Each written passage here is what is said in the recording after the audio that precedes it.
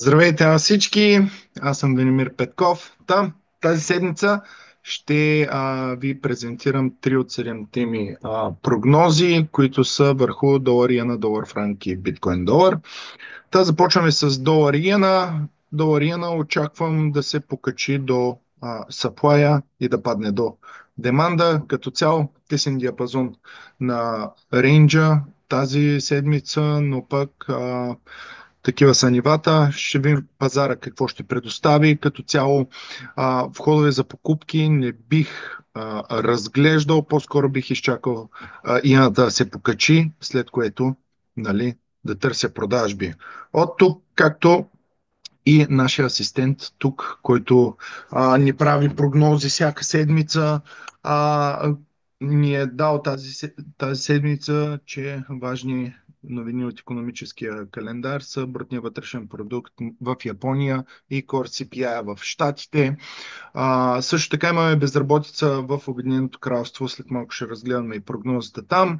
Имаме и Fed Manufacturing Index, нали, който спрямо предишната стойност показва стабилизация. Да, точно поради тези причини аз очаквам долара да се покачи и съответно тук някъде четвъртък или по-скоро сряда ще го търся за продажби. Може и по-рано. Зависи какво пазара ни даде.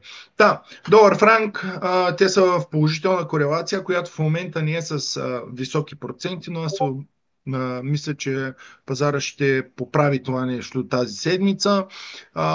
Тук, нали, очаквам отново долара да падне и после да се покачи, както съм го дал и ето тук на долар иена да падне, да се покачи и пак да падне. Тук малко по-къс диапазона, нали, така като supply е много близко до деманда, но той е маркиран като рисков, както може да видите. Имаме прогноза и рискова прогноза. Аз лично мисля, че покупките тук са по-добрия избор за мен, така че ще гледам за покупки от деманда. И последно, но не на последно място, биткоин долар. Биткоин очаквам да започне изграждането на корекция от големите, така като няма голяма корекция. Аз лично ще го чакам да се покачи, нали, днес, утре и може би вторник, сряда от тези нива ще гоня продажби, като това ще е малко по-дългосрочна сделка, така че в идните седмици може да правя по-често анализи на биткоин долар. Ако искате да получите достъп до всичките анализи, може да се присъедините в Discord канала ни и ако искате да се научите да търгувате, имаме програми на сайта maverickevolution.org и съответно следващата седмица започва и нова група, която е на живо всеки ден с ментор, който единия ден учите, на другия ден практикувате наученото. Ще се видим следващата седмица, за да видим какви са резултатите и какво сме търгували. Добре дошли в третия видеокаст, ако мога така да го нарека, на търговски идеи и прогнози. Днес разглеждаме резултатите от миналата седмица, прогнозите, които дадох. Както знаете, очаквах иената да се покачи и после да падне, като входовете за лонг бяха малко по-рискови, както ви казах миналата седмицата, точно поради тая причина търсих шортове. Иената ме улесни. Тук тя директно отвори с гап, изстреля се нагоре и ето е тук. Аз продадох, като стопа ми беше малко по-отгоре. Ето е тук. Цялата тази работа е логната през новата ни система за състезания, която съвсем скоро, както ви казах, ще влезе в употреба. Ето го и анализа. Като станах в понеделник, го публикувах.